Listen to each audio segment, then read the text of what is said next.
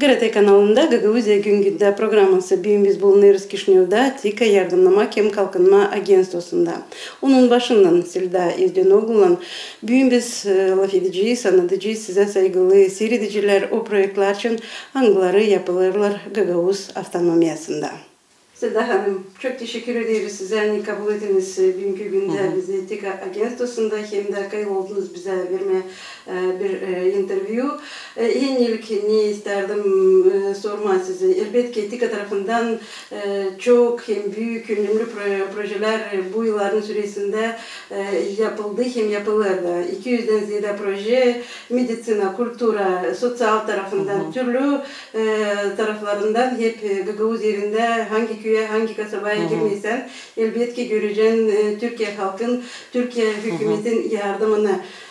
Ama bahsedince Gagavuzya'nın baş kasabası için orada en büyük, en güzel projeler yapıldılar. Halis uşaklar için o yaratıcılık evi, sonra Hoca Nasreddin adına yatılık kalma uşak başçısı, sonra bizim bu iyileştirmek diagnoz korpusumuz bizim hastanemizde. Bu da çok güzel, en büyük proje. Hem elbette şimdiki vakitlerde çok iş, çok zahmet koyular ona. Hani bizde artık olsun tabir üretim kurumu, o endüstriyel kolej hangisi hep öyle güzelleştirecek Gagavuz yerin baş kasabasını isterim söylemeye. Hani dil sadece güzelleştirecek ama olacak bir bilim, bir bilgi merkezi. Nerede bizim kendi injenerlarımız olacak. Bu elbette pek güzel. Da herkesi Gagavuz Avtonomiyasında, herkesi Moldova'nın yaşayanları çok böyle dayanmadık beklerler ne zaman artık o hasliye çıkacak bu proje ne zaman bitecek çünkü bir seneden geçince görürsen güzel bir bina duruyor artık şimdiden sonra ne halde işler bulunur şimdi orada. Çok teşekkür ederim. Tabii siz de çok iyi biliyorsunuz biz hani Türkiye olarak zaten Gagavuzya bizim kardeşimiz ve her zaman Türkiye'nin büyük desteği var. Ama TİKA olarak biz Türkiye'nin Kalkınma Yardım Kuruluşu olarak zaten en önemli işlevimiz hani kardeşlerimizin kalkınmalarına destek olmaya çalışmak. Bu konuda birçok alanda iş yaptık şimdiye kadar. Sadece hani Gagavuzya özelinde yapmadık. Moldova genelinde de çok iş yaptık. Bugüne kadar sanıyorum 40 milyon avroyu buldu yaptığımız projelerin finansal bedeli. 450'yi de aştı projelerimiz. Moldova geleninde zaten çok aktif olmaya çalışıyoruz. Çünkü Gagavuzlar kardeşimiz ama Moldova'da dost ülkemiz, hatta stratejik ortak olduk. Cumhurbaşkanımızın 2018'de bu ülkeye ziyaretinden sonra stratejik ortaklık belgesi de imzaladık. Bizim için kıymetli. Tabii Gagavuzlar kardeşimiz olduğu için onların farklı bir yeri var bizim için. Her alanda onlara destek olmaya çalışıyoruz. Dediğiniz gibi hastaneler, kreşler, her konuda en iyisini burada size getirmeye çalışıyoruz projelerimizle. Bu sene tabii geçtiğimiz yıl başladı. Recep Tayyip Erdoğan adını vermek istiyoruz okulumuza. Bir kolej yapıyoruz Gagavuzya'da ama bu aslında sadece Gagavuzya'ya yönelik bir proje değil. Aslında bölgeye yönelik bir proje. Yani Moldovan çocukların da gidip hatta diğer etnik gruplardan da öğrencilerin gidip eğitim alabileceği güzel bir okul. Aslında Moldova'ya önemli bir katkı sunuyoruz. Çünkü sanıyorum en büyük sorunu Moldova'nın şu anda Gagavuzya'nın da gençlerinin bu ülkede kalamaması. Bu zor bir şeydir. Ülkesini terk edip başka bir ülkeye gidip çalışmak zorunda kalmak. Ama çaresizlikten birçok gencimizi kaybediyoruz. Bu proje biraz buna hizmet etsin istedik. Çocuklarımız burada daha çok iş imkanına kavuşabilsinler. Daha üst düzey bir eğitim alabilsinler istedik. Bu proje bizim açımızdan sadece bir okul projesi değil. Bu bir makro projenin bir bölümü okul. Buradan mezun çocuklar isterlerse özellikle bilişim alanında diplomalarını alıp meslek hayatına atılabilecekler. İsterlerse kendi alanlarında yüksek okulu okuyabilecekler, üniversiteye gidebilecekler ya da başka bir alana geçebilecekler. Bu imkan var. Ama sadece onların oradan mezuniyetiyle bitmiyor iş. Bizim bu süre zarfında da çok çalışmamız, onlara farklı iş imkanları yaratmamız lazım. Bu da diğer projelerle desteklenecek bir konu. Yani topyekün bir Gagosia'nın kalkınmasına hizmet etmeye çalışıyoruz. Dediğim gibi Gagosya bizim için çok özel ve hani bu başarırız umarım. Bu endüstriyel kurulması gerçekten bizim için çok önemli. Çünkü Gagosia'nın endüstriyalizasyası, onun teknoloji uğrunda ilerlemesi bu da çok önemli. Elbette siz dediğiniz gibi hani gençler buna göre kalabilecekler burada Gagosya otonomiyasında kendi beceriklerini hem kuvvetini oraya verecekler kendi ana tarafına. Bu bizi pek sevindirir elbette. Hem de sanırım hani o her zaman lazımlı, sorumlu olacak bir üretim kurumu. Böyle bir bilgi güzel merkezi hangisi çok fayda getirecek eminim Gagavuz halkına hem tüm Moldova'ya.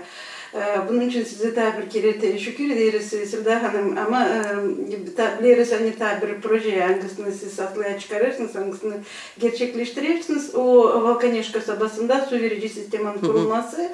Biliriz hani siz onu eskiden de önceki yıllardan da hep çok böyle yatırım koydunuz ki orada insanın olsun suyu.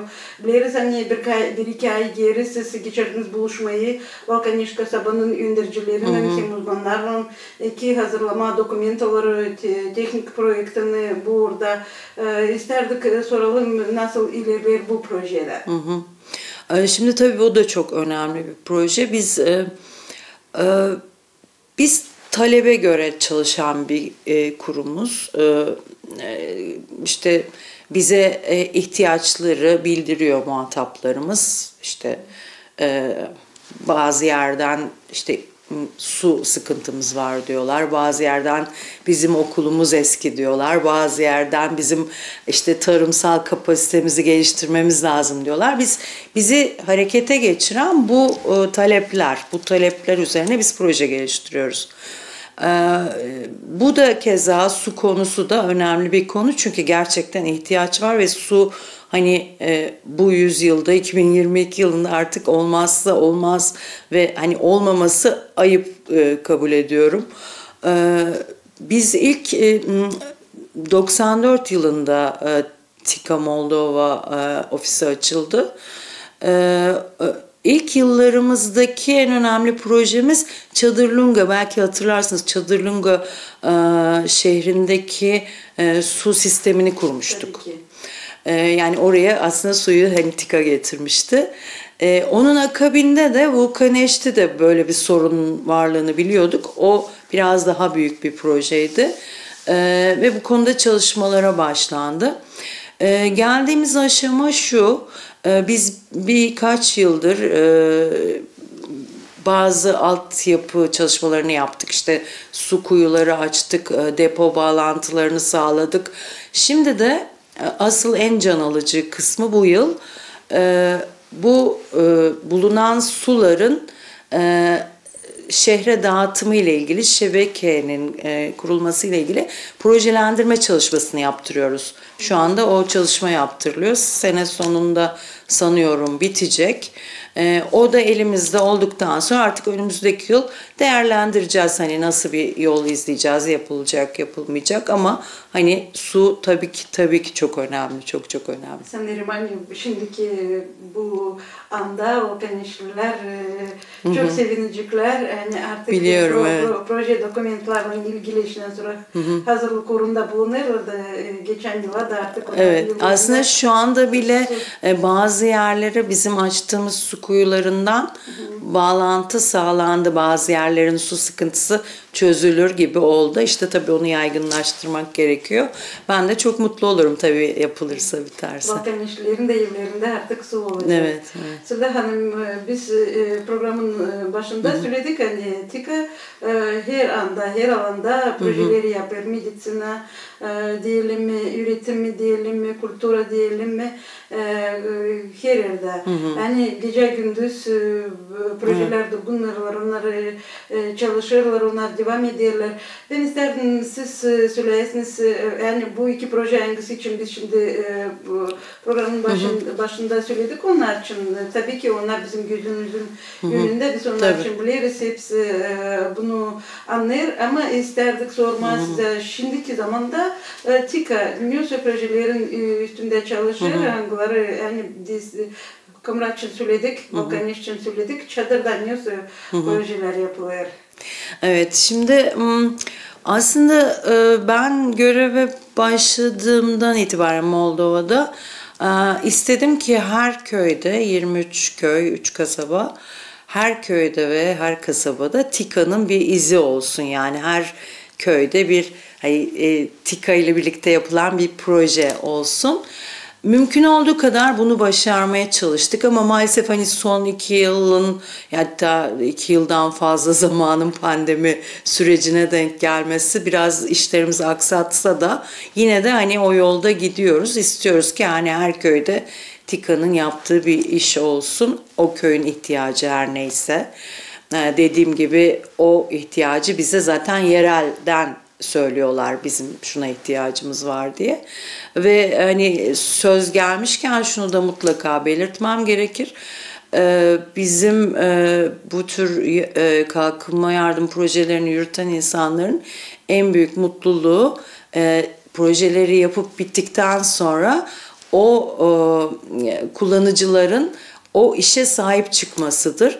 Ben kendimi çok şanslı hissediyorum. Hakikaten Gagavuzya'da ve Moldova genelinde de burada çok sahip çıkılıyor projelerimize ve hani birkaç yıl sonra gittiğinizde bile hani çiçek gibi gerçekten kullanılmış, geliştirilmiş işler görüyorsunuz. Bu çok mutlu eden bir şey. Hani bu yönde hiçbir sıkıntımız yok. Büyük bir zevkle yapıyoruz. Talep noktasında da bir sıkıntımız yok. Gerçekten ihtiyaçlar çok ve bize Gagavuzların bize ulaşmasında da bir sıkıntı yok. Kapımız herkese açık. Elimizde çok sayıda da proje teklifi var. Ama tabii bütçe imkanları çerçevesinde onları hani belli bir sırada yapmaya gayret ediyoruz. Siz büyük projelerden bahsettiniz ama bazı projeler vardır ki çok küçüktür, bütçesi de kendisi de çok da belki görünmez ama hakikaten faydası inanılmazdır. Hani böyle birkaç örnek verebilirim. En son mesela Çadırlunga Meslek Okulu'nda kilimcilik bölümü açtık birlikte oradaki yöneticilerle. Amacımız şuydu, hani Gagavuz kilimleri artık herkesin aradığı, beğendiği, sevdiği kilimler yavaş yavaş ölüyor çünkü kimse dokumuyor o kilimleri. Herkes sandığından çıkarıp işte ortaya 2 tane, 3 tane ortaya çıkarıyor ama bittiği zaman o gelenek bitecek diye korktuk. O geleneği yaşatmak için orada böyle bir atölye oluşturduk. Hem de eğitim alabilecek hem genç kızlar hem ev hanımları hani bunu bir meslek olarak yapabilmek, ekonomiye dönüştürebilmek, satabilmek için onlara destek sağlayacağız. Sağlamaya da devam edeceğiz. O süren bir iş. Onu söyleyebilirim. Mesela o çok görünmedi ama hani çok önemlidir bence. Başka bir şey söyleyeyim. Sizlerle birlikte yaptık onu. Bunu ayırmayı isterdim bu kilimcilik, ustacılık için. Bu çünkü çok önemli, çok faydalı. Gerçekten unutulan bir zanaat. Evet. Yani birkaç yıl geçtiğinden artık kimse bilmeyecek ne o yıldan dokuma, pala ya da bir şeyler yapma. Bu da çok önemli bizim çok halkımız için, bizim tabii. halkımızın kültürası için. Yani bu hem eğitim tarafından hem kültüra tarafından önemli bir proje ama şimdi geçelim GRT ile Evet. ilgili elbette. GRT ayrı bir konu çünkü 30 yıl nice çalışır Gagavuzya Radyo Televizyonu. TİKA hep bizim yanımızda. TİKA büyük projeleri bizimle ilgili gerçekleştirdi, yaptı. İlk onlardan en büyük o Birleşik İnformasyon Tarlanın kurulması. Bizde büyük direkler duruyorlar, kuleler duruyorlar. Angların yardımıyla biz yayın veriyoruz. Tüm Gagavuzya değil sadece Gagavuzya ama Ukrayna bölgeleri de bizi seyredebilirler hem dinleyebilirler. Bu çok güzel. Gerçekten bir de o zaman 30 yıl geri TİKA'nın Türkiye'nin yardımıyla radyo hem televizyon birleşti de oldu GRT, Gagavuzya Radyo Televizyonu. Bu da çok güzel oldu. Bir de teknik hangisi var bugünkü günde bizde orada yani kompüter, başka bir şeyler, kameralar onlar hepsi Türkiye'den gelme. Bu bizi yani çok gururlandırır hem de büyük şükürlük duyguları bizden Bizim için de öyle. Ama en güzel, Evet. en meraklı, en şıralı böyle bir proje o çizgi filmlerin Gagavuz diline çevrilmesi, seslendirilmesi. Evet. Bu projede Aslı'ya çıktı. Bunun için size çok şükür ederiz. Elbette herkesi şimdi merak eder. Ne zaman olacak bu çizgi filmlerin prezentasyası? Hem olacak mı onların devamı? Evet, o birlikte konuşurken bile böyle gözlerimiz parıldadı. Gerçekten çok sevdiğimiz bir işti o. Şimdi tabii Gagavuzların hani kültürünü, işte tarihini unutturmamamız lazım, kültürünü unutturmamamız lazım. Dilini, en önemlisi dilini. Dil varsa biz varız. Yani biz ana dilimizle var olmuşuz ve o ana dil bizi yaşatacak. Çok önemli bir şey. Bunun için çok şey yapıyoruz. İşte okullara dersler koyuyoruz. Çocukların Gagavuzca'ya ilgi duymasını, ana dillerini kaybetmemelerini, tabii ki devlet dili Moldovancayı da öğrenerek buna devam etmelerini istiyoruz. Ama kreş öncesi, okul öncesi çocuklar için, kreş yaşındaki çocuklar için gerçekten çok önemli bir iş yaptık diye düşünüyorum. Bu teklif de sizden geldi. Sevgili Vera Hanım'ı da anmak istiyorum burada. Bu çok çocuklar tarafından seyredilen çizgi filmleri aldık. İşte 23 tanesini seçtik. İşte bizim ülkemizden var, Türkiye'den var, başka ülkelerden var, sizin var. Bunları seçtik ve bunları Gagavuzca seslendirme yaptık. Gagavuzca seslendirmeyle o kadar tatlı oldu ki o filmler. Hani insan seyrettikçe seyredesi geliyor. Ben bu yaşta çok mutlulukla seyrediyorum hala. Ve bu gerçekten çok faydalı bir iş oldu. Hem çocukların kulağı hani Gagavuzca'ya bilmeyenlerin bile ısındı. Hoşlarına gidiyor eminim. Çok severek seyrediyorlar. Gerçekten çok iyi bir iş oldu. İyi bir iş ortaya koyduk diye düşünüyorum. Bunu mutlaka devam etmemiz lazım. Yani hani bu alan çok güzel bir alan. Biz işlerimizi yürütürken bir iş yaptığımızda o işle ilgili eğer bir mal ve hizmet aldıysak onun kabulünü yaparız. İşte ne bileyim traktör alıyoruz diyelim, gidip bakarız traktör çalışıyor mu, iyi durumda mı, nasıl diye ona kabul deriz.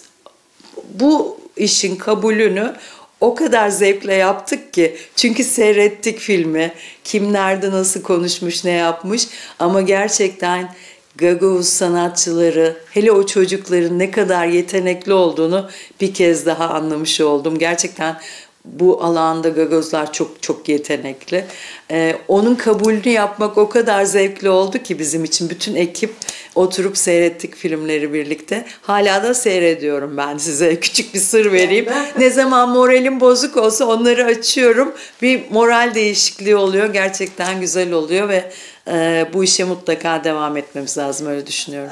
Devam edeceğiz tabii ki ama prezentasyon konusunda ne söyleyebilirsiniz? Biz başkanımızı veya bakanımızı bekliyoruz bu ülkeye uzun zamandır. Maalesef pandemi ve onların işlerinin yoğunluğu nedeniyle hani bir ziyaret gerçekleşemedi son 2 yıldır. Ama hani gelmelerini çok arzu ediyoruz. Çünkü bizim gibi hani sahada çalışan insanlar için büyük bir teşviktir. Hani üst düzey birinin gelip çalışmalarımızı yerinde görmesi. Böyle bir beklenti içindeyiz. Umarım hani bu önümüzdeki 1-2 ay içinde böyle bir ziyaret gerçekleşir. Birlikte bu yaptıklarımızı onlara sunarız. Bizi de mutlu eder bu mutlaka. Tabii ki biz bunu dayanmadık, hepsimiz bekleriz. Selda Hanım, biz burada Kişinev'de bugünkü günde bulunuruz, çekimi burada yaparız. Ama bilirsin Kişinev'de de var Gagavuz Halkın Merkezleri, onlardan birisi. O Mihail Çeker'in adına Gagavuz Halkın Aydınlatıcısı, onun adına bibliotekası, kütüphanesi. Biz biliriz hani onunla da bağlı, siz düşündüğünüz güzel bir proje. Ne gibi bu proje? Ben isterim siz daha genişten açıklayasınız, anlatasınız. Yani bizim de köyü Gagavuz'da yaşayanlar Kişinev'de bulununca mutlaka gelsinler de görsünler niye orada. Bazı Gagavuzca kelimeler o kadar güzel ifade ediyor ki bazı gerçekleri.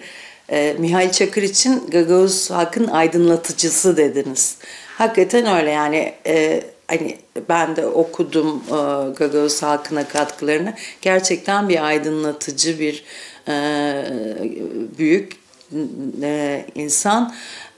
Bu kişi adına bir kütüphane olduğunu öğrendik biz Kişinev'de, Moldova tarafına bağlı. Ve oranın müdürüyle temasa geçtik. İşte bir iki iletişimden sonra hani gittik, gördük.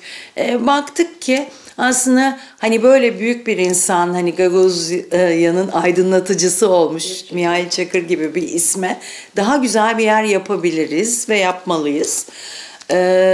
Onun için o kütüphaneyi biraz daha modernleştirmek, iyi bir hale getirmek, biraz daha ismine yakışır ve de Gagavuzların gidip ziyaret edebileceği Kişinev'de bir cazibe merkezi haline getirmek istedik. Böyle bir projeyi gündemimize aldık. Bu sene yetiştiremesek bile mutlaka seneye o programımızda var. Yani bu seneki programımızda da var ama bilmiyorum hani sene sonuna kadar bizim bir takım ön çalışmalar yapmamız gerekiyor. Onu yetiştirebilir miyiz? Ama mutlaka önümüzdeki dönemde öyle bir proje gerçekleşecek. Bu çok önemli çünkü hani Kişinev'de de hani Gagavuzları daha yakından tanımak, hani geçmişini, kültürünü, sahip olduğu değerleri tanımak önemlidir. Hatta keşke bir kültür merkezi de açılabilse burada. Sizin zanaatkarlarınız, çok kıymetli zanaatkarlarınız. Ben bazen şahit oluyorum. Burada bir takım sergilere geliyorlar. Çok zor koşullarda geliyorlar. Kendi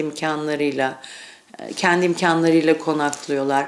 Hani keşke böyle burada Gagavuz evi olsa da Kişinev'de. Hani bu insanlar hem orada çalışmalarını yürütebilseler, hem belki konaklayabilseler. Hani hayalimde böyle bir şey de var ileriki dönem için. Umarım başarırız. Her şey hayal etmekle başlıyor. Doğru mu anladım? Yani bu kütüphaneyi siz bir misafir Gagavuz evine... Yok, bu kütüphane için söylemiyorum. O ayrı. O ayrı. Ama bir de böyle bir şey de olabilir ayrıca demek istedim. Bu da çok güzel bir hayal dediğiniz gibi. Hani bu kütüphaneyle ilgili ne tür işler orada yapılacak? Sadece tamir etmek mi? Olsa da değiştireceğiniz dolapları orada ne var? Hepsini biz genellikle yaptığımız projelerde hani daha küçük dokunuşlar yapmak yerine hani o projenin tamamına bir hani bir Türkiye tarafından yapılmış hissi vermek, bir TİKA tabelası koyduğumuz hani gururla koymak isteriz. Yani sadece hani yerini, kapısını, camını düzeltmek değil, tamamen yeni modern bir kütüphane haline getirmek. Yani bizim amacımız o. Hatta oradaki yayınlarla ilgili de belki bir kısım yayın desteği de sağlanabilir. Yani tamamen modern bir kütüphane haline getirmek. Orayı sadece Gagavuzların ilgi göstereceği bir yer değil. Hani Moldovanların da zevkle gidip yararlanabileceği bir yer olarak düşünüyoruz. Öyle bir yer tasarlıyoruz. Umarım başarırız. İnşallah öyle de olacak. Yani güzel bir merkez, bilim merkezi olacak, kültür merkezi, aydınlatmak merkezi olacak. Çok yani, güzel olur, evet.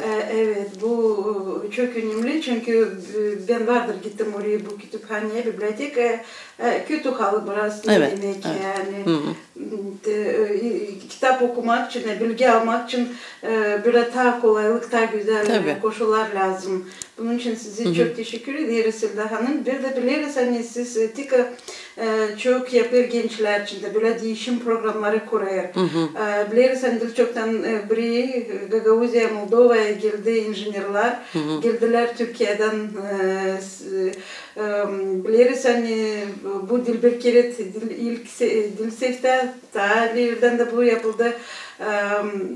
Bu programı devam etmeye düşünüyorsunuz. Bir de Gagavuzya'dan gençleri Türkiye'ye böyle hep değişim programından ilgili bir şeyler düşünüyorsunuz mu? Tabii, ne güzel olur. Aslında güzel bir fikir.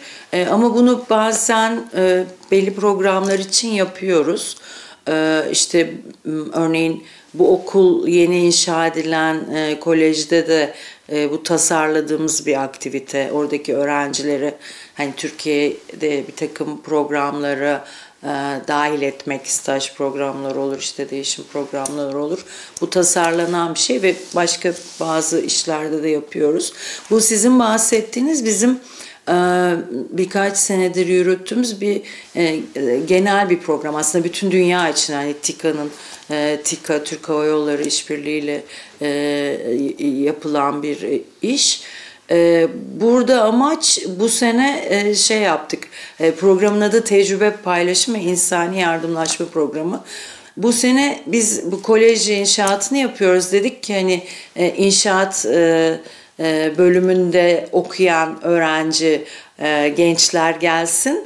Hem burada işte inşaatta biraz çalışsınlar, hem de en önemlisi bu, biz hani burada bir şey yapıyoruz ama niye yapıyoruz, nasıl yapıyoruz, Gagavuzlar kimdir, işte Moldova nasıl bir yer, bunları da görüp hani bizim gençlerimizin de biraz hani ufku açılsın, daha farklı baksınlar bu konulara istedik. Geldiler, burada çalıştılar ve hepsi gerçekten aşık oldu. O kadar sevdiler ki burayı. Giderken böyle ayakları geri geri gidiyordu. Çok sevdiler. Tabii Gagavuzya hani biz evimize gelmiş gibi oluyoruz. Hani ben de mesela burada sizin oraya gittiğim zaman sanki hani köyüme geldim. Oh tamam, burası benim evim diye düşünüyorum. Gagavuzya'nın farklı bir sıcaklığı var tabii. Hepsi çok sevdi. Şimdi bizim 10 tane arkadaşımız gelmişti. 10 genç. 10 genç elçimiz var Türkiye'de. Yani hani ve onlar kim bilir işte dünyanın neresinde olacaklar, nereye dağılacaklar. Hep bizi seven, burayı seven, bu ülkeyi seven, Gagavuzları seven 10 genç elçi yetiştirmiş olduk. Çok güzel, başarılı bir programdı. Bunun için size şükür ederiz. İnşallah ne zamansa bizim de kolejde, endüstriyel kolejini başaranlar gidebilecekler Türkiye'ye böyle bir değişim programı olarak. Oradan bilgi alacaklar. Hem de kendi tecrübelerini incesi dediniz, devam edecekler. Geliştirecekler tabii. İlerleyecekler. Selda Hanım, biliriz hani siz kültür uğrunda da çok destek veriyorsunuz. Kitapların toparlamasında, onların basmasında, şimdiki zamanda kültürle ilgili neler düşünüyorsunuz, neler yapmak istiyorsunuz? Aslında bize daha çok bu alanda çalışan insanlar talepte bulunuyor. İşte kimi zaman belli kitapları yazanlar, işte kimi zaman bir takım bilimsel çalışmalar yapanlar ya da tiyatro grupları. Türkiye'de tiyatro gösterisi yapmak üzere birçok grubu destekledik. İşte bizim milli bayramlarımızda Türkiye'deki etkinliklere çoğunu göndermeye çalışıyoruz. Mesela çocukları, çok tatlı, çok güzel gösteriler yapan, dans eden çocuklar var Gagavuzya'da. Onları Türkiye'ye göndermeye çalışıyoruz. Yani bu alanda da çok aktif olmaya çalışıyoruz. Gücümüz yettiği kadar tabii. Ve işte biraz bu tür etkinlikler bu pandemi nedeniyle en çok aksayan bu etkinlikler oldu. Umarım artık sonu gelmiştir ve önümüzdeki dönem bunları daha çok arttırırız, daha çok şey yaparız. Hani zaman zaman sizin bir takım festivallerinizi destekliyoruz. Hani böyle şeylere devam etmek güzel oluyor. İletişim kurabilmek halkla yüz yüze, o güzel aktiviteler. Elbette şimdi önümüzde ekonomik forumu bizde. Bu Kasım ayında geçecek. Sonra Kasım ayında bizde bizim milli bayramımız, milli yurtumuz Kasım. Onda da sanırım hani siz büyük bir yer pay alacaksınız. Bu elbette bizi pek çok sevindirir. Programın da sonunda laflarla isteriniz danışma bizim Gagavuz Avtonomiyanın yaşayanlarına. Ben her röportajımın sonunu şöyle bitiririm. Gagavuzlar çok özel insanlar. Gagavuzya çok özel bir yer. Lütfen birbirinizi sevin. Lütfen kavga etmeyin. Birlik olun. Birlik olduğunuz zaman kimse sizi yıkamaz. Her şeyden önce birlik olmamız gerekiyor. Onları çok sevdiğimi söylemek istiyorum sadece ve yaşasın Gagavuzya. Çok sağ olasınız.